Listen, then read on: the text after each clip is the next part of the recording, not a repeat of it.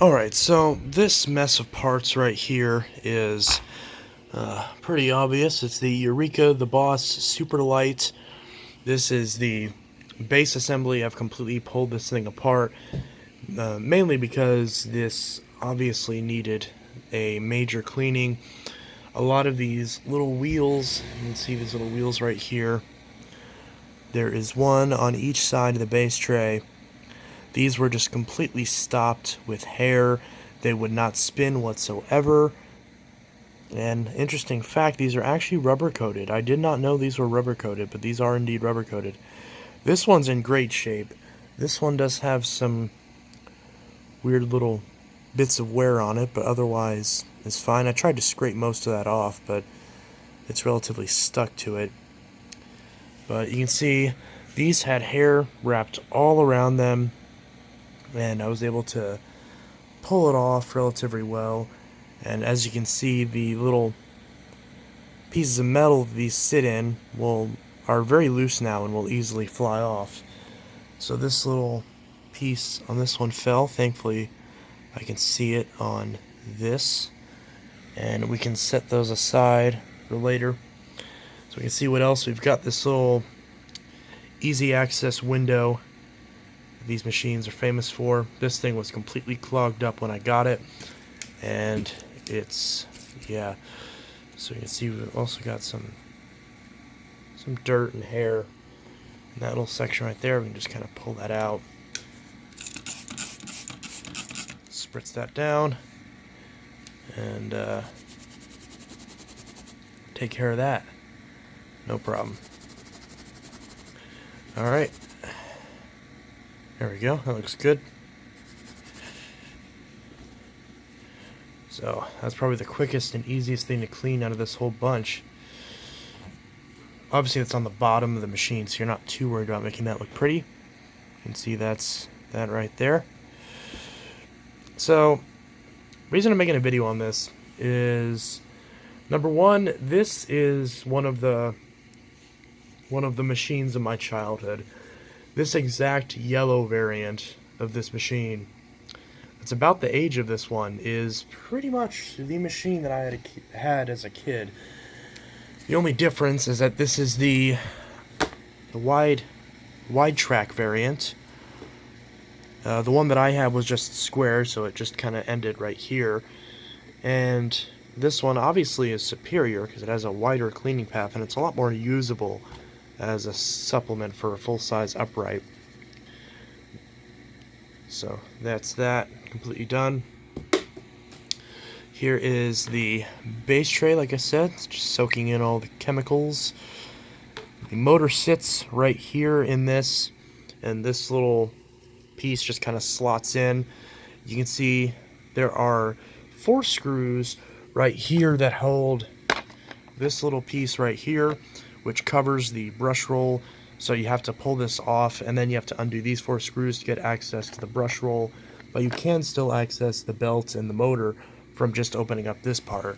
So that is one thing. So, but it's very easy to pull apart.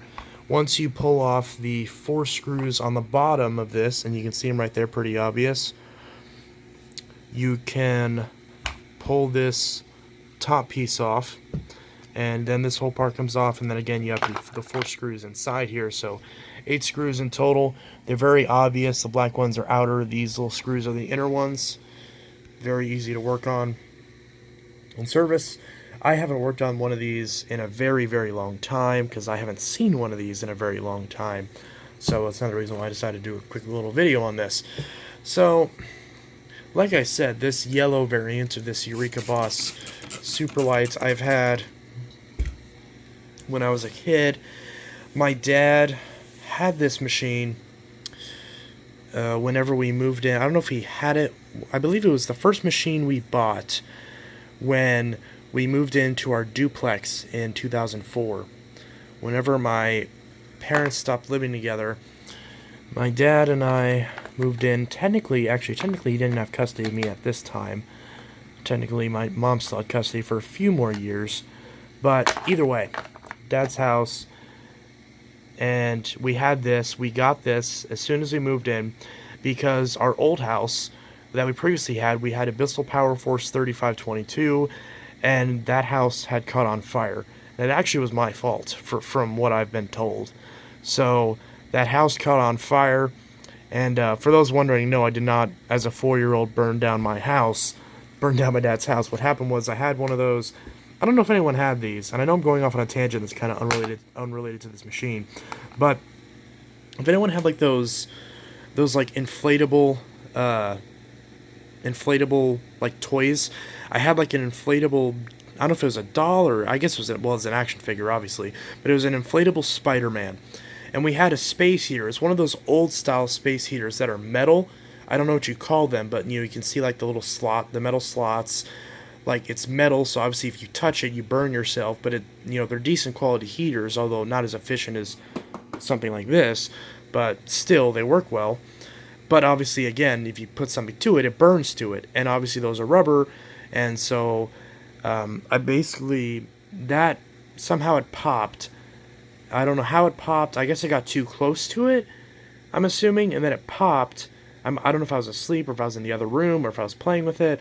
But it popped and then got stuck to it. And then it melted and it burned the whole house down, including our Power Force 3522. So we had to get a new vacuum and a new house. More importantly, a new house. And so when we moved into our new duplex, we got this thing. And eventually, shortly after, we learned that this wasn't enough. Not because, like, for the carpets, we all had low pile carpets, we had rugs, we had tile flooring throughout the house. But the bedrooms had a plush style carpet, and this thing has no tools, obviously, and isn't the best deep cleaner. So we got a dark green Dirt Devil Envision. So, Dirt Devil Vision Wide Glide, but it's the rebadged version that was called Envision, E-N-Vision. So, we had that alongside this for a very long time. Now, this particular example was, the funny story about this exact machine, is that my fiance, whenever we were at the thrift store we're getting this, which is called Habitat for Humanity Restore, this was $15, and it's funny because whenever we saw this, he was like, "That's my vacuum," and he was like, "That's literally the exact same one that I just had." And the thing that makes me believe that this actually was his was that we live in a different city now, but the city next door was the city that my fiance used to live in, and lived in all the way up until we got this house. So, until we moved into this house, I should say, because obviously we don't own it, we rent it, but you know what I mean. And he donated that vacuum not too long ago. It was actually like right around the time that he met me, meaning that if this had been donated and maybe someone bought it and then redonated it again within like that 6-8 month period, it makes perfect sense that it showed back up at that store. And the reason it showed back up at that store is because when I bought it, the little clean out port that I mentioned earlier, this section, was completely clogged, and obviously the brush roll was full of hair. So this was, and again, my fiance said it looked exactly like whenever he had it. So, and you can see these still have hair in them too, so I got to pull this apart. So he's speculating that he donated it because at the time he wasn't all that familiar with vacuum maintenance. But now knowing me, he's obviously changed that a lot. And he takes care of his Power Force Helix Turbo Rewind Pet like it's a child. So that's obviously gotten better. But that's kind of funny how this machine is very nostalgic for the both of us. And again, another reason why I'm deciding to keep it in the collection. But since I am keeping it in the collection, we are doing a little bit of a restoration video on this, and also kind of showing it all pulled apart and how this whole thing sort of works. And again, I'm doing this with one hand, which is not ideal. I could probably stand to set this down. As far as what I'm using to clean this out, just a standard Phillips head screwdriver does the trick, and then also a flathead works to pop out these little wheels, because these are actually really easy to service, because there's a little groove on the front of the base tray that you can stick underneath and wedge and pop these little wheels out, and clean them off. So that's really nice, that's really easy. And obviously I'm going to take off these screws and get to this. So let's see if we can do that. So I'm using like Spick and Span. You can see I've got Spick and Span, I've got the Great Value all-purpose cleaner, and I also use the Comet solution that you get at Dollar Tree. All these, you know, sort of like multi-purpose antibacterial cleaners work good for this purpose. Because I'm not one of these repair technician YouTubers that only use, like, you know, that use a solution and don't tell the viewers what it is, because I want to, you know, not tell people how to fix their own vacuums, because, you know, I'm not an awful person like that. Or maybe I shouldn't say awful person, because it doesn't necessarily make you a bad person. It just means you're not interested in helping people actually do it themselves, because you're only interested in advertising your job. I am not like that. I'm not like one of these YouTubers that uses their workbench as a platform to insinuate that they're the only person that can do their job and gaslight any consumer that has interest in fixing their machine themselves.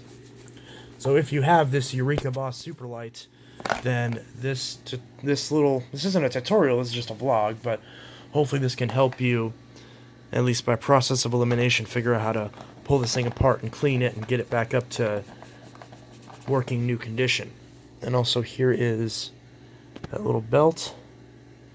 It feels like it's stretched. It could use a new belt. It doesn't feel as tight as it could be, but I'm not sure if it's actually stretched.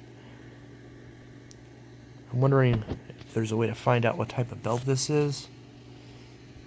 See that? Will it focus on that, or is that too close? That may be too close. See, it says MS. I'm assuming this is the original belt that this came with. I would assume. And then here is the brush roll.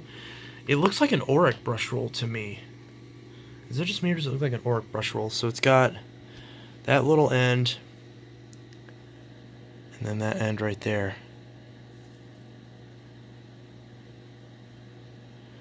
So, one thing to note, there was one side of this, I believe it was, yeah, it was this side. So, this side, these little end pieces, oh, I just threw one. So this little end piece, if I'm remembering this correctly, this goes straight into the side of this, on the side where the belt rides. Now, this other little piece, I don't know if you can see that over there, but that little white piece, you can see it has a little washer, like a tiny, very, very thin washer, that goes right there on this side. Zoom in on that, on the side where there is no belt. So you can see there's a little groove in there, that's what the washer kind of sits on. And then just, you gotta remember that you don't want to lose that washer. I'm not sure how important that is, but it was there, so obviously you want to put that back into place whenever you do put this whole thing back together. And also, if a lot of dirt gets stuck in this little crevice right here that you can see, sometimes taking a towel or a rag and sticking a screwdriver in it, moving it around to kind of get it into that corner, basically use it like a giant Q-tip, works as well. Or if you have like an actual Q-tip that can just get into that corner, that works as well too. Because sometimes, as you can see, sometimes the towel's not perfect and misses a couple spots. But if you're not too worried about it being perfect, then you might be able to get away with that. So once we remove these two screws from this entire set of wheels just pops straight out, and then we can remove any hair. We can take the wheels off, pull any hair off of this, and just sort of clean this whole thing off. You can see the wheel just slides right off, and see, you just kind of pull the hair off of the side. Obviously it's easier to do with both hands. So you just kind of pull that hair off. Sometimes if you have a screwdriver or a blade, you can just kind of push the hair off, just like that. And you can see the difference that makes, just simply cleaning off the hair. So we'll go ahead and do that with the other sides. Another thing to mention about this little spindle that the wheels go on, the way this went into the vacuum, it's actually keyed. You can see both of these have the same size of the little indent, but this side has a hole in it, and it went in this way with a hole on this side, and the solid end on the other side. If I can even do this on camera, I just had it. If we kind of push it in like that, we can see that's how it was, obviously with the wheels on it though. That's how it was before. It doesn't appear to make a difference which way it goes. It does seem to fit in this way as well. Again, I just did it, so well, either way. So it's obviously, it is keyed this way. So if you're trying to do it this way and it's not working, then try it this way. This is the way that it came out on my unit. So if you're looking at the base tray in this orientation, then this piece with the hole in it goes to the right side. Again, the right side based off this point of view. So if you're trying to put this on this way and it's not going on, or if either way you're trying to put it on, if you're trying to put it on and it's not going on right, then try putting it on the other way to see if this pushes back into place. Again, once you put the wheels on, so it allows you to screw it into place properly. And also, I can't seem to, it does look like that there are little tabs that you can push to pop out the squeegee, which obviously this squeegee is really badly tore up and not in the best condition, but I don't have a replacement squeegee right now, so I'll have to put that on hold. But it does look like the squeegee is in fact replaceable if you were able to find that part, and you can replace it on your machine and have a nice even squeegee again. Alright, so now I can start to put this little mess of parts back together, but of course before we do that we can look through the bottom of this large inlet and see that there's no clogs. Obviously this goes straight up into this section, so it's very easy to see if there's a clog right here in case there was one that was maybe stuck in here that can't be seen through the cleanout port, but there's nothing in here. So now would be a good time to check through this. And again, you can pull up the bin and get that any clog through there. Obviously now this is opened. If you do have a clog, you can just stick something through there and push it out. Stick one of your screwdrivers in there and poke it out. So very minimal airway, very small air paths, so anything that would get blocked in here would be very easy to clean out at this point, if nowhere else. And we can see these wires just stick straight out of this assembly. We're not going to bother, we didn't bother disassembling any of those, there's no need to. So we can see there's a little groove right here, and this will focus, little groove right here. Both of these wires can just slip into, and they also kind of snake around here. Want to make sure these are down, push down through here, so that when we put the base on, and clip any of the wires. Now, this motor goes in only one way. See, there's a little tab right here. You can see my finger on it, and then the little slot right here. There's also this little suction relief thing for the brush roll motor, or it's a relief valve brush roll motor. Make sure there's any debris out of this little filter.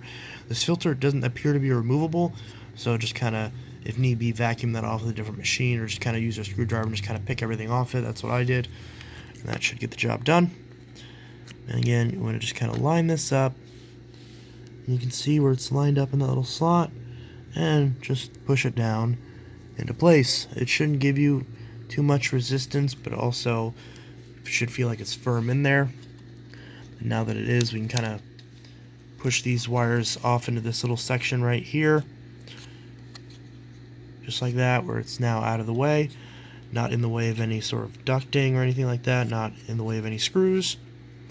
And that's exactly how that should be.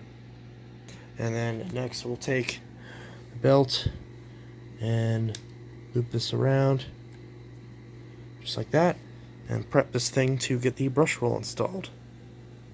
So one thing that I erroneously stated earlier, I erroneously stated that the side where the belt goes doesn't have a washer. And it turns out it does, it just simply didn't fall out whenever I took out my cap. You can see the washer, is that a hair? Okay, so there's a hair floating around here somewhere that I can't see. So there is in fact a washer on both sides. Just on this you can see it is still in there. I'm actually holding the hair. Okay, that's it. It was holding in front of the camera. So you can see there is a little washer in there. So since obviously the washer is in on that side, then we want the side with just the clip. Again, if you pay attention to the way that you remove these, then you shouldn't have to worry too much about keeping track of what goes where, because you can just put it back the way it was previously. And in my case, we have a little washer to go on this side, just like that. And then this end cap, make sure it's free of any hair or debris. Put that in like so. And the usual test, you want to spin the brush roll. It's a little bit harder to do this because these caps are a bit smaller. I want to make sure the brush roll spins freely. Yeah, it's hard to do this. You can see it is spinning. It's hard to spin it like continuously like you would with a full-size brush, because these bearing ends aren't really like solid on the brush roll. I'm kind of trying to put that back on myself. It's not really working because I'm trying to look at it through the camera. So this can be a bit annoying to deal with, but we can see we just kind of slot this into place. Again, easier said than done. We can see there is a straight up and down notch on this side the brush just slides into, and same thing on this side, straight up and down notch, brush slides into. Well, except I didn't loop the belt around it. That's my bad. So we want to, again, doing this with one hand, annoying. Want to loop the belt around this, make sure it's on the gears, and again push that side down. Much like anything else, we want to spin the brush roll. It's going to feel a bit stiff because again you're artificially moving a geared belt, so it's going to feel a little bit rough because the motor's not on.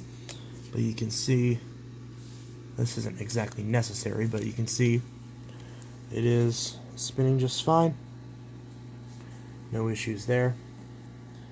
Belt does have some halfway decent tension. Again, in my case it is pretty loose. It looks like this could use a replacement belt, so I'll likely have to see if I can't get a new belt or squeegee for this, and or squeegee I should say. Yes, so you can see that in place. So now we can take this end piece, this cover piece I should say, and line this up to put this in place. It's kind of hard to get this on here. Again, with one hand, everything is harder with one hand. It seems like we should kind of push this a little bit out of the way and get this lined up. What am I doing wrong here? Get this lined up. Oh, I see, because I got to go sort of behind the motor and kind of squeeze it in, because that little screw hole actually looks like I did this in a bit of the wrong order. Again, my bad. It's been a while, so it's actually better practice to take this little motor out, which we can do. The belt's already looped around the brush. And set that aside, so now we get adequate access to this screw hole right here. Again, make sure the belt's still wrapped around the brush so we can pop the motor in. Yes, so now that's out of the way. Now this sits flush properly. So now we can put in the screw here, here, here, and here, and that will secure this piece in place. Okay, now that this cover is in place, now we can set this motor back in. Make sure the belt is on it. So again, if the belt's on the brush, you want to kind of put the belt on the motor shaft and then push this motor in this little slot. Again, make sure the wires are in the proper spaces. Make sure, especially these two little spaces right here for the wires, are properly in place. So that way when this is up, that the wires aren't sticking out of the casing and they're in the proper groove so they don't get clipped and damaged. So now that we've done that, now we can take this top cover, and you can see you've got the kind of clips right there. So the clips just kind of snap in. See, all just kind of snaps in, clips in like that. Just like that. Whole base just snaps on. And now we want to turn it over. Make sure this is, again, all snapped into place on all sides. Just like that. You can see it's a little bit loose, so you want to kind of hold this in as you're screwing it in. Again, make sure this whole thing is flush. See on this side, it's a little bit off. Again, if you make sure you're putting your screws in properly, that'll take care of that problem. So again, just kind of hold this with one hand as you're tightening the screws with the other. So we got the 4 screws right here. So we'll put those in, again, making sure this is in place as they're being tightened. Make sure there's nothing too crazy getting in the way, because again, you don't want your wires to pop out and be in the way. You want to make sure these aren't being damaged in any way. That is the last thing you want. And in fact, that looks like what I almost just did. So again, want to be careful with that. Very, very careful. You don't want to trip those wires. Otherwise, you could cause damage to the machine, make this brush not work, or even potentially cause a short circuit. So be careful with that, and we'll get that on real quick.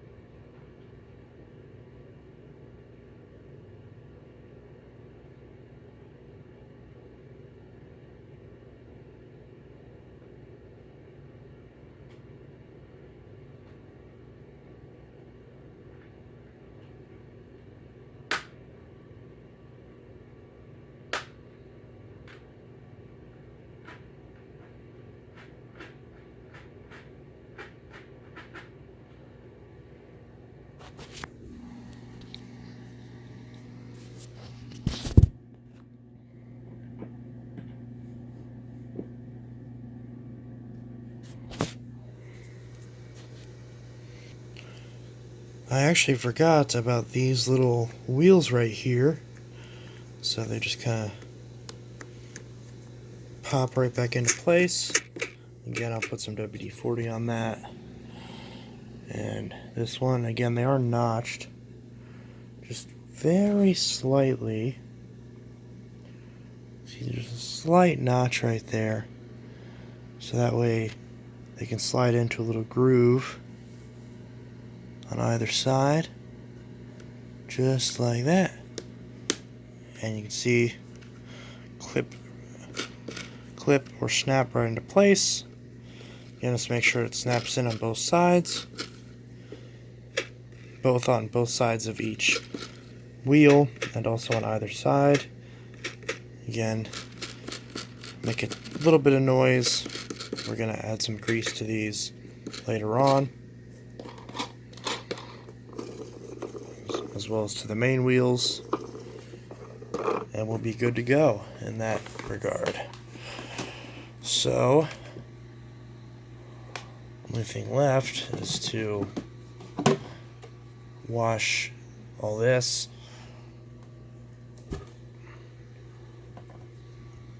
I don't believe this filter is washable. We can at least vacuum that off and clean that off for now until we can find a replacement. And you can see all that hair was pulled off of the brush. Then all this hair was also pulled out of this machine. So actually, yeah, all this hair was pulled out of the brushes or the wheels, both all that hair and all that hair, if you can believe how much that builds up on this thing. See, it looks much better now. Much better. So we'll see there's a lot of dust in here. We'll vacuum out the inside of this, spray this down with some disinfectant, and just go ahead and wipe this down for now, and we'll be good to go.